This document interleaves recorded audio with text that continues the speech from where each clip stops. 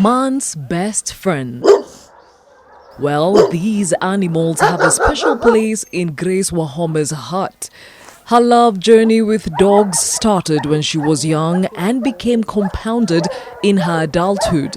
So much so, she opted to walk out of formal employment and give them her undivided attention.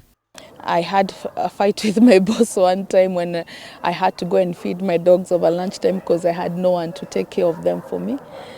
And I wasn't content in terms of what I was doing in my field. And my boss, who loves dogs also, one time told me, "You know what, Grace, you're not cut out for employment, you're me."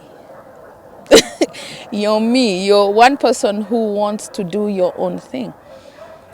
And at that time, many years back, I had not realized what she was telling me. But now she had seen it in me.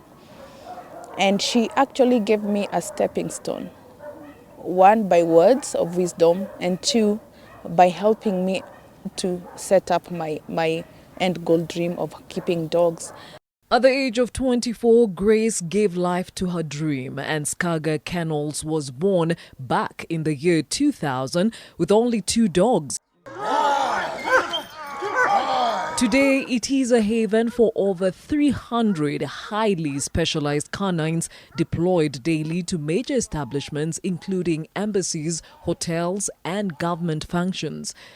However, Grace had to push through stereotypes and create space for her business in dogdom. It's a man's world when it comes to dogs. That's what they say. I don't agree on that. But being it's a man's world, you also have to be bold enough to penetrate the man's world. And I had to be bold enough to do it. Being bold by looking for expertise, being bold by making sure that I'm not stopping there, to a point of approaching even companies and telling them, "Hey, you know what, you're doing this, you're doing that, but I think you're doing it wrong. Can you try me and I'll try and help you out?"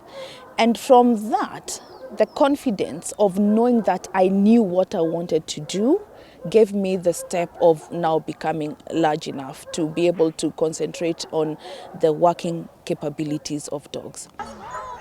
Grace, a wife and a mother of 2, is today also the vice chair of the East African Kennel Club and a senior committee member at the East African German Shepherd Dog League. Though she has made a name in the business, Grace attests to having made some mistakes along the way. Some of the things I would have loved to learn, is to become a good entrepreneur also. Because I started something, but I had not looked at it as corporate, okay? Yes, I had my vision, I had my goal, but it gets to a point, it hits you, okay, you're there. Now, as an entrepreneur woman, okay, how do you go to the next level? So if I had learned some of these things earlier, it would have made my work maybe easier.